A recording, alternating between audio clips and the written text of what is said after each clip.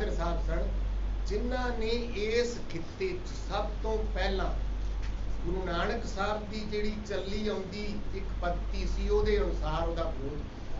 ये गल आपो च जदों असीं करदे हां, डॉक्टर जगवीर सिंह होणी कर रहे सी कि ये जिहड़ी ज्ञान परंपरा है निरंतरता नाल तुरी आउंदी है। उहदे च एक गल वेखण वाली है कि पहला अगे भी ये गल हुई है कि पहला गुरु कहता कि मैं जनेऊ पाउणा नहीं, हुण कौन होवे मैनूं धक्के नाल जनेऊ पाउणा। पर उत्थे एक गल ज्ञान नाल जोड़ते ने, वो ना नहीं करते कि मैं जनेऊ नहीं पाउणा। वो कहते मैं जनेऊ पाउणा, पर जे जनेऊ इदां दा होवे जिहदे च सच होवे, धर्म होवे, दया होवे, तो ओहदे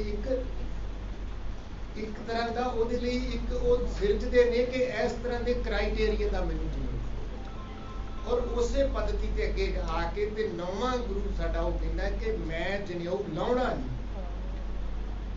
ਉੱਥੇ ਉਹ ਆਣ ਕੇ ਕੋਈ ਸਿਧਾਂਤ ਕਿਹੜਾ ਦਿੰਦਾ? ਸਿਧਾਂਤ ਉਹੀ ਪਹਿਲੇ ਵਾਲਾ ਕਿ ਜੇ ਮੇਰੀ ਮਰਜ਼ੀ ਹੈ ਤੇ ਮੈਂ ਜਨੇਊ ਪਾ ਲਵਾਂ, ਜੇ ਮੇਰੀ ਮਰਜ਼ੀ ਹੈ ਤੇ ਮੈਂ ਜਨੇਊ ਲਾ ਲਵਾਂ, ਪਰ ਮੈਂ ਤੇਰੀ ਮਰਜ਼ੀ ਅੱਗੇ ਆਪਣਾ ਸਿਰ ਨਹੀਂ ਚੁੱਕਦਾ। मर्जी मेरी चलेगी। हाँ, मैं अपनी मर्जी मनमत ते ना रख के गुरमत ते रखनी चाहता। हुण इस गल नूं असीं वेखदे हां, ये गल्लां सारे क्रांतिकारियों ने भी कहियां कि आज़ादी की है, पर ये गुरु नानक साहब की पद्धति ते आके जिहड़ी नौवें गुरां ने कीती, जिन्हों असीं अंतरात्मा की आज़ादी, मानवी हक कहने आ, साडे फंडामेंटल राइट्स कहने आ। इहदे बारे मैं तुहाडे नाल एक गल साझी करां कि लिखती तौर पर आज़ादी बारे जां साडे मानवी हक्कां बारे जे कोई गल करनी है तो सब तो पहला एक मैगना चार्टर आया सी। सब मैगना चार्टर जिहड़ा सीगा उहदे बारे है कि वो 1215 ईस्वी च जदों इंग्लैंड दा जिहड़ा किंग जॉन सी वो आप हुदरियां करदा सी ते चर्च ने कुछ सियाणे लोकां ने उठ के चर्च दे नाल ये राबता कीता ते पोप ने उन्हां दी रहनुमाई कीती कि राजा अपनियां हथबस्त इत्थों तक रखेगा, आम जनता इत्थों तक रहेगी, तो आम जनता के जिहड़े निजी हक हकूक ने उन्हां नूं राजा मानता दे। सब तो पहला वो जिन्हों असीं 1215 का मैगना चार्टर कहने आ वो, पर उस तो बाद तुसीं देखो कि साडे गुरु साहब की शहादत जिहड़ी है वो 1675 च, पर इस तो बाद वो लड़ी इन्नी ज़्यादा चलती है कि मैं तुहानूं 2-3 जिहड़े कानून ने वो दसदा कि इंग्लैंड दे विच जिहड़ा इंग्लैंड बिल ऑफ राइट्स सीगा वो 1690 च आउंदा, जिहड़ा United states bill of rights है वो 1787 च आउंदा, जिहड़ा फ्रांस की डैक्लरेशन ऑफ राइट्स है वो 1790 च आउंदी, जबकि भारत तो बहुत बाद च आया। पर यह गल है कि साडे गुरु साहब ने जिहड़े सिद्धांत की, जिहड़े कानून की, जिहड़े अपने हक की गल की, वो इंग्लैंड, यूरोप, अमेरिका तो पहला इत्थे है, पर ये असीं प्रचार नहीं सके। मैं इत्थे आण के अपनी गल नूं लिया रहा कि साडा टारगेट की, मेरा ख्याल है सारे विद्वान बैठे ने इत्थे, मैनूं एक गल याद आई कि तकरीबन ये गल सारे मनते ने, मैं धार्मिक तौर पर ना कहां कि बाबे नानक की पोइटरी का कोई तोड़ नहीं। रविंद्रनाथ टैगोर नूं भी जदों किसी ने कहा कि तू एक आरती लिखता, उन्हें शायद यही कहा ना कि वो तो बाबा नानक लिख चुका है, हुण ब्रह्मांड की आरती लिखी नहीं जा सकती, बाबा नानक लिख। और रविंद्रनाथ टैगोर कौन सी कि जिन्हों उदों लिटरेचर का नोबल अवार्ड मिला, वक्री गल उन्हें वापस किया कुछ कारण नहीं गल आ। पर की तुहानूं पता है शेक्सपीयर कितनियां भाषावां च पढ़ाया जाता, उहदा तर्जमा कितनियां भाषावां च होया? शायद जे अर्थगत ना होवे ते दुनिया की कोई लिखित जबान नहीं, दुनिया की कोई जबान नहीं जिहड़ी यूनीवर्सिटी कॉलेज लेवल ते ना पढ़ाई जाती होवे ते उहदे च शेक्सपीयर तर्जमा ना। ये गल भी सारे मानते हैं कि बाबे की पोइट्री शेक्सपीयर तो अगां दी गल, पर वो ट्रांसलेट क्यों नहीं हुई? जिहड़ी गल चोपड़ा साहब कह के पै गए कि असीं अपनी ज्ञान प्रणाली नूं सीमित कर लिया, उस ज्ञान प्रणाली ते असीं अपने अपने मठ बना लए, कब्जे कर लए। तुसीं अमेरिका जाओ, ਜਾਂ ਕੈਨੇਡਾ ਜਾਓ ਤੇ ਉੱਥੇ ਜਿਹੜੇ ਬਹੁਤ ਅਮੀਰ ਨੇ ਜਿਨ੍ਹਾਂ ਦੇ ਘਰ ਹੋਣਗੇ ਨਾ, ਉਹਨਾਂ ਦੀਆਂ ਹਵੇਲੀਆਂ ਨਹੀਂ ਹੁੰਦੀਆਂ, ਉਹਨਾਂ ਦੇ ਚਾਰ ਦੀਵਾਰੀ ਨਹੀਂ। ਵਾਈਟ ਹਾਊਸ ਤੁਸੀਂ ਗੂਗਲ ਤੇ ਦੇਖਿਓ ਜੇ ਕੋਈ ਗਏ ਹੋ ਤਾਂ ਬਹੁਤ ਵਧੀਆ, ਵਾਈਟ ਹਾਊਸ ਦੀ ਚਾਰ ਦੀਵਾਰੀ ਦੁਨੀਆ ਦਾ ਸਭ ਤੋਂ ਪਾਵਰਫੁਲ ਸੈਂਟਰ ਜਿਹੜਾ, ਤੇ ਆਪਣੇ ਤੁਸੀਂ ਕਿਤੇ ਰਾਸ਼ਟਰਪਤੀ ਭਵਨ ਦੇ ਕੋਲੋਂ ਲੰਘੋ ਤੇ 18 ਫੁੱਟ ਉੱਚੀ ਦੀਵਾਰ ਹੈ। ਕਿਉਂ? ਉਹਨਾਂ ਨੇ ਆਪਣੇ ਆਪ ਨੂੰ ਕਬਜ਼ੇ ਤੋਂ ਬਾਹਰ ਜਿਹੜੀ ਉਹ ਅਪਣਾਤਾ ਕਿ ਆਹ ਮੇਰਾ ਆਪਣਾ ਘਰ ਜਿਹੜਾ ਨਾ, ਉੱਥੇ ਵੱਡੀ ਚਾਰ ਦੀਵਾਰੀ ਹਵੇਲੀ ਬਣਾ ਲਈ ਕਿ ਆਹ ਘਰ ਮੇਰਾ। ਸਾਡੇ ਇਸ ਸਿਧਾਂਤ ਤੇ ਜਾਂ ਭਾਰਤੀ ਗਿਆਨ ਪਰੰਪਰਾਵਾਂ ਤੇ ਅਸੀਂ ਧਰਮ ਦੇ ਮੁਖੌਟੇ ਪਾ ਕੇ ਕਬਜ਼ਾ ਕਰਕੇ ਬਹਿ ਗਏ, ਇਹ ਮੇਰਾ, ਇਹਨੂੰ ਤੂੰ ਐਸੇ ਪद्धति 'ਚ ਹੀ ਪੜ੍ਹੇਗਾ ਤੇ ਤੂੰ ਐਸੇ ਪद्धति 'ਚ ਹੀ ਇਹਦਾ ਪਾਠ ਰਟਨ ਕਰੇਗਾ। ਉਸ ਗਿਆਨ ਨੂੰ ਅਸੀਂ ਅੰਦਰ ਨਹੀਂ ਤੇ ਅੱਜ ਬਾਬੇ ਨਾਨਕ ਦੀ ਪੋਇਟਰੀ ਜਿਹੜੀ ਹੈ ਉਹ ਕਿਤੇ ਦੀ ਕਿਤੇ ਹੁੰਦੀ, ਉਹ ਸਾਰੀਆਂ ਭਾਸ਼ਾਵਾਂ 'ਚ। ਮੈਨੂੰ ਇੱਕ ਵਾਰੀ ਇੱਕ ਵਿਦਵਾਨ ਨੇ ਕਿਤੇ, ਅਸੀਂ ਦੁਬਈ ਸੀ, ਉੱਥੇ ਕਿਹਾ ਤੇ ਉਹ ਕਹਿੰਦਾ ਵੀ ਮੈਨੂੰ ਨਹੀਂ ਲੱਗਦਾ ਕਿ ਸ਼ੇਕਸਪੀਅਰ ਵੀ ਤੇ ਵਿਲੀਅਮ ਵਰਡਸਵਰਥ ਵੀ 1.5 ਲਾਈਨ 'ਚ ਪਿਆਰ ਨੂੰ ਬਿਰਹਾ ਨੂੰ ਕਹਿ ਸਕੇ ਹੁਣ, ਇੱਕ ਘੜੀ ਨਾ ਮਿਲਤੇ ਤੋ ਕਲਯੁਗ। ਇਹ ਪੰਜਵੇਂ ਪਾਤਸ਼ਾਹ ਦੀ ਇਹ ਸ਼ਾਇਦ। ਤੇ ਉਹ ਮੈਂ ਜਿਹੜੀ ਉਦਾਹਰਨ ਤੁਹਾਨੂੰ ਦੇਣ ਡਿਆ ਕਿ ਸਾਡੀ ਜਿਹੜੀ ਗੁਰੂ ਦੀ ਬਾਣੀ, ਸਾਡਾ ਜਿਹੜਾ ਸਿਧਾਂਤ ਹੈ ਉਹ ਇੰਨਾ ਸਰਵਵਿਆਪੀ ਹੈ, ਪਰ ਅਸੀਂ ਉਹਨੂੰ ਸਰਵਵਿਆਪਤਾ ਵੱਲ ਲੈ ਕੇ ਨਹੀਂ। ਕਿਉਂ?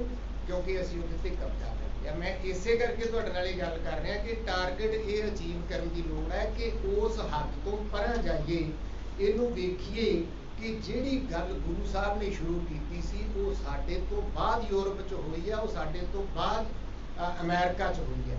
ਜਦਕਿ ਅਸੀਂ ਆਪਣੇ ਆਪ ਨੂੰ ਕਹਿੰਦੇ ਹਾਂ ਨਾ ਕਿ ਮਾਡਰਨਿਜ਼ਮ ਜਿਹੜਾ ਉਹ ਯੂਰਪ 'ਚ ਹੈ, ਪਰ ਇਹ ਉਸ ਤੋਂ ਪਹਿਲਾਂ ਦੀਆਂ ਗੱਲਾਂ।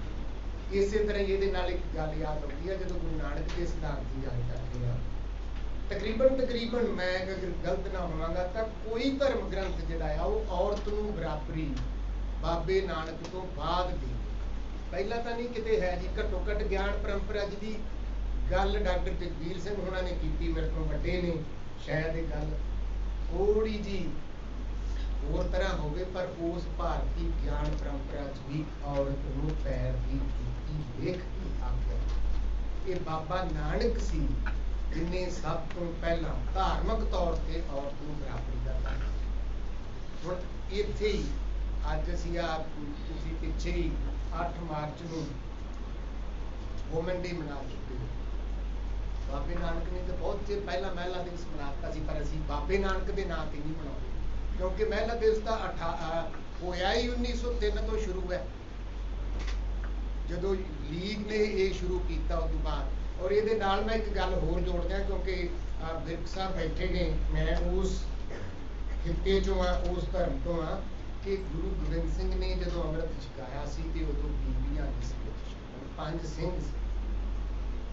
ਔਰ ਮੇਰੇ ਤੋਂ ਬਿਹਤਰ ਸ਼ਾਇਦ ਵਿਰਕ ਸਾਹਿਬ ਇਹਦੇ ਬਾਰੇ ਦੱਸ ਸਕਣ ਕਿ ਇਹ ਕੂਕਾ ਮੂਵਮੈਂਟ ਦੇ ਸਤਿਗੁਰੂ ਰਾਮ ਸਿੰਘ ਸਨ ਜਿਨ੍ਹਾਂ ਨੇ ਬੀਬੀਆਂ ਨੂੰ ਵੀ ਸਭ ਤੋਂ ਪਹਿਲਾਂ ਅੰਮ੍ਰਿਤ ਛਕਾਇਆ ਔਰ ਬਰਾਬਰੀ ਦਿੱਤੀ। ਇਹ ਵੂਮਨ ਡੇ ਉਦੋਂ ਬਾਅਦ, ਵੂਮਨ ਡੇ ਤਾਂ ਆਇਆ ਹੀ 20ਵੀਂ ਸਦੀ 'ਚ, ਜਦ ਕਿ ਇਹ ਸਾਡੀ ਜਿਹੜੀ ਗਿਆਨ ਪਰੰਪਰਾ ਆ, ਜਿਹੜੀ ਗੁਰੂਆਂ ਦੀ ਪਰੰਪਰਾ ਆ, ਇਹਦੇ ਵਿੱਚ ਇਹ ਪਹਿਲਾਂ ਬਹੁਤ ਆ। ਹੁਣ ਮੈਂ ਇਸ ਗੱਲ ਤੇ ਆਉਣਾ ਤੁਹਾਡੇ ਨਾਲ ਕਿ ਇਸ ਟਾਰਗੇਟ ਨੂੰ ਅਚੀਵ ਕਰਨ ਵਾਸਤੇ ਜਦੋਂ ਅਸੀਂ ਵੇਖਾਂਗੇ ਕਿ ਸਾਡਾ ਪਿਛੋਕੜ ਜਿਹੜਾ ਆ ਉਹ ਮਾਡਰਨਿਜ਼ਮ, ਜਿਹੜਾ ਅਖੌਤੀ ਮਾਡਰਨਿਜ਼ਮ ਜਿਹਦੇ ਵੱਲ ਅਸੀਂ ਯੂਰਪ ਵੱਲ, ਅਮਰੀਕਾ ਵੱਲ ਵੇਖਦੇ ਹਾਂ, ਉਦੋਂ ਪਹਿਲਾਂ ਔਰੰਗਜ਼ੇਬ ਦੇ ਵਿਰੁੱਧ ਗੁਰੂ ਤੇਗ ਬਹਾਦਰ ਕਿਉਂ? ਮੈਡਮ ਸਿੱਧੂ ਉਹਨਾਂ ਨੇ ਕਿਹਾ ਸੀ ਕਿ ਉਹਨਾਂ ਦੇ ਜੀਵਨ ਦੇ 3 ਪੜਾਅ ਬਣਦੇ ਨੇ। ਮੈਂ ਉਹਦੇ 'ਚ ਆਪਣੇ ਵੱਲੋਂ ਥੋੜਾ ਜਿਹਾ ਕਹਿ ਲੈਣਾ, ਹਾਲਾਂਕਿ ਸਰਦਾਰ ਡਾਕਟਰ ਤਰਲੋਚਨ ਸਿੰਘ ਹੋਣਾ ਨੇ ਵੀ ਇਹ ਲਿਖਿਆ, ਔਰ ਪਰ ਉਸ ਤੋਂ ਬਾਅਦ ਜਿਹੜੀ ਡਾਕਟਰ ਮਹੀਪ ਸਿੰਘ ਹੋਣਾ ਦੀ ਔਰ ਇਸ ਦੇ ਨਾਲ ਹੀ ਅਨੁਰਾਗ ਹੋਣਾ ਵਾਲਾ, ਉਹਦੇ 'ਚ ਉਹ ਹੈ ਕਿ 1621 ਤੋਂ 44 ਤੱਕ ਦਾ, 1644 ਤੱਕ ਦਾ ਉਹਨਾਂ ਦਾ ਬਚਪਨ, 1644 ਤੋਂ 64 ਤੱਕ ਜਿਹੜੀ ਭੋਰੇ 'ਚ ਬੰਦਗੀ ਬਾਬੇ ਬਕਾਲੇ, 1664 ਤੋਂ 1670 ਤੱਕ ਜਿਹੜਾ ਉਹਨਾਂ ਦਾ ਨਾ ਭਾਰਤ ਭਰ, ਇਹ ਇੱਕ ਵੇਖਣ ਵਾਲਾ। ਇਸ ਸਮੇਂ ਦੌਰਾਨ ਗੁਰੂ ਸਾਹਿਬ ਨੇ ਵੱਖ-ਵੱਖ ਥਾਵਾਂ ਤੇ ਭਾਰਤ 'ਚ ਤੁਰ ਫਿਰ ਕੇ ਉਸ ਜਾਗ ਉਹ ਲੋਕਾਂ ਨੂੰ ਉਹ ਜਾਗ ਲਾਈ ਕਿ ਤੁਸੀਂ ਆਪਣੇ ਅੰਦਰੋਂ ਡਰ ਕੱਢੋ, ਤੁਸੀਂ ਆਤਮ ਨਿਰਭਰ ਹੋਵੋ, ਤੁਸੀਂ ਆਪਣੇ ਆਤਮ ਸਨਮਾਨ ਤੇ ਆਪਣੀ ਖੁਦ ਮੁਖਤਿਆਰੀ ਜਿਹੜੀ ਆ ਉਹ ਗੁਰਮਤ ਦੇ ਅਨੁਸਾਰ ਕਰੋ, ਰਾਜਾਸ਼ਾਹੀ ਦੇ ਅਨੁਸਾਰ ਨਾ ਕਰੋ। ਕਿਉਂਕਿ ਸੱਤਾ ਜਿਹੜੀ ਹੈ ਉਹ ਜਦੋਂ ਤੁਹਾਡੇ ਤੇ ਥੋਪਦੀ ਹੈ, ਇਹਦੇ ਵਿੱਚ ਹੀ ਜੇ ਉਦੋਂ ਦੇ ਸਮੇਂ ਦੀ ਗੱਲ ਕਰੀਏ ਤਾਂ 1666 ਦੇ ਵਿੱਚ ਔਰੰਗਜ਼ੇਬ ਵੱਲੋਂ ਜਿਹੜੇ ਕੁਛ ਅਤਿਆਚਾਰ ਹੋ ਰਹੇ ਸਨ, ਉਹ ਗੱਲ ਬਹੁਤ ਡਿਟੇਲ 'ਚ ਚਲੀ ਜਾਏਗੀ, ਭਾਵੇਂ ਉਹ ਮਥੁਰਾ ਦੇ ਮੰਦਰ ਸਨ, ਉੜੀਸਾ ਸੀ, ਕਿ ਕਿਸ ਤਰ੍ਹਾਂ ਉਹਨੇ ਇਹ ਫਰਮਾਨ ਕੀਤੇ ਕਿ ਮੰਦਰ ਢਾਹ ਦਿਓ ਔਰ ਮੰਦਰਾਂ ਦੇ ਵਿੱਚ ਜਿੱਥੇ ਵੀ ਸਿੱਖਿਆ ਵਿੱਦਿਆ ਦਿੱਤੀ ਜਾਂਦੀ ਹੈ ਉਹ ਬੰਦ ਕਰ ਦਿਓ, ਸਿਰਫ ਤੇ ਸਿਰਫ ਇਸਲਾਮ ਕਬੂਲ ਕਰੋ। ਔਰ ਉਹਦੇ ਬਾਰੇ ਇੱਕ ਗੱਲ ਹੈ ਕਿ ਕਸ਼ਮੀਰੀ ਪੰਡਤ, ਤੁਸੀਂ ਸਾਰਿਆਂ ਨੇ ਸੁਣਿਆ ਹੋਣਾ ਕਿ ਕਸ਼ਮੀਰੀ ਪੰਡਤ ਗੁਰੂ ਸਾਹਿਬ ਕੋਲ ਗਏ, ਪਰ ਇੱਥੇ ਇੱਕ ਗੱਲ ਆਉਂਦੀ ਹੈ ਵੀ ਕਸ਼ਮੀਰੀ ਪੰਡਤ ਹੀ ਕਿਉਂ ਗਏ? ਭਾਰਤ 'ਚ ਹੋਰ ਵੀ ਬਹੁਤ ਦੁਨੀਆ ਸੀ ਔਰ ਔਰੰਗਜ਼ੇਬ ਤਾਂ ਸਾਰੇ ਥਾਂ ਤੇ ਇਸਲਾਮ ਚਲਾਉਣਾ ਚਾਹੁੰਦਾ ਸੀ, ਕਿ ਜਿਹੜੇ ਕਸ਼ਮੀਰੀ ਪੰਡਤ ਸੀਗੇ, ਇੱਕ ਵਿਚਾਰਧਾਰਾ ਇਹ ਵੀ ਹੈ ਕਿ ਉਹ ਕਸ਼ਮੀਰੀ ਪੰਡਤ ਉਸ ਵੇਲੇ ਆਪਣੇ ਆਪ ਨੂੰ ਦੂਜਿਆਂ ਨਾਲੋਂ ਵੱਧ ਵਿਦਵਾਨ ਦੇ ਤੌਰ ਤੇ ਸਥਾਪਿਤ ਸੀ, ਔਰ ਉਹਨਾਂ ਨੂੰ ਸਭ ਤੋਂ ਪਹਿਲਾਂ ਔਰੰਗਜ਼ੇਬ ਨੇ ਤੰਗ ਕਰਨਾ ਸੀ। ਇੱਥੇ ਇੱਕ ਗੱਲ ਆਈ ਸੀ ਕਿ ਵਿਦਵਾਨ ਜਿਹੜੇ ਹੁੰਦੇ ਨੇ ਉਹ ਖਰੀਦੇ ਨਹੀਂ ਜਾਂਦੇ। ਮੈਂ ਵੈਸੇ ਇਹਦੇ ਨਾਲ ਬਹੁਤਾ ਨਾ ਕਹਾਂ ਤੇ ਬਿਲਕੁਲ ਹੀ ਸਹਿਮਤ ਨਹੀਂ, ਕਿਉਂਕਿ ਮੈਂ ਪ੍ਰਬੰਧਕ ਵੀ ਰਿਹਾ ਵਾਂ। ਅਸੀਂ ਕਈ ਵਾਰੀ ਵੇਖਦੇ ਹੁੰਦੇ ਹਾਂ ਕਿ ਸਾਡਾ ਲਿਫਾਫਾ ਤਿਆਰ ਹੋ ਗਿਆ ਤੇ ਚੱਲੀਏ। ਇਹ ਕਿਉਂਕਿ ਕਸ਼ਮੀਰੀ ਪੰਡਤ ਜਿਹੜੇ ਸੀ ਉਹ ਵਿਦਵਾਨ ਸੀ ਤੇ ਔਰੰਗਜ਼ੇਬ ਨੇ ਸਭ ਤੋਂ ਪਹਿਲਾਂ ਉਹਨਾਂ ਨੂੰ ਦਬਾਉਣ ਦੀ ਤੇ ਖਰੀਦਣ ਦੀ ਕੋਸ਼ਿਸ਼ ਕੀਤੀ ਕਿ ਜੇ ਇਹ ਮੰਨ ਜਾਣਗੇ ਤਾਂ ਸਾਰੇ ਦੇ ਸਾਰੇ ਜਿਹੜੇ ਲੋਕ ਆ ਉਹ ਮੇਰੇ ਗੁਲਾਮ ਹੋ ਜਾਣਗੇ, ਮੇਰੇ ਹਿਸਾਬ ਨਾਲ ਉਹ ਧਰਮ ਨਾਲ। ਉਹ ਕਸ਼ਮੀਰੀ ਪੰਡਤ ਫਿਰ ਇਕੱਠੇ ਹੋ ਕੇ ਗੁਰੂ ਤੇਗ ਬਹਾਦਰ ਜੀ ਕੋਲ ਗਏ ਕਿ ਸਾਡੇ ਤੇ ਆਹ ਬਿਪਤਾ ਬਣੀ, ਉਹ ਬਹੁਤ ਲੰਮੀ ਗੱਲ ਆ, ਉਹ ਤੁਹਾਨੂੰ ਸਾਰਿਆਂ ਨੂੰ ਪਤਾ ਆ। ਔਰ ਉਸ ਵੇਲੇ ਇਹ ਗੱਲ ਉੱਠਣਾ, ਔਰ ਇਹ ਵੀ ਇਤਿਹਾਸ 'ਚ ਤੁਸੀਂ ਦੇਖਿਓ ਤੇ ਬੱਚੇ, ਬਹੁਤੇ ਬੱਚੇ ਤੁਹਾਡੇ ਚੋਂ ਗੂਗਲ ਸਰਚ ਵਾਲੇ ਨੂੰ, ਤੁਸੀਂ ਇਹ ਵੀ ਵੇਖਿਓ ਕਿ ਸ਼ਹਾਦਤ ਕਿਵੇਂ,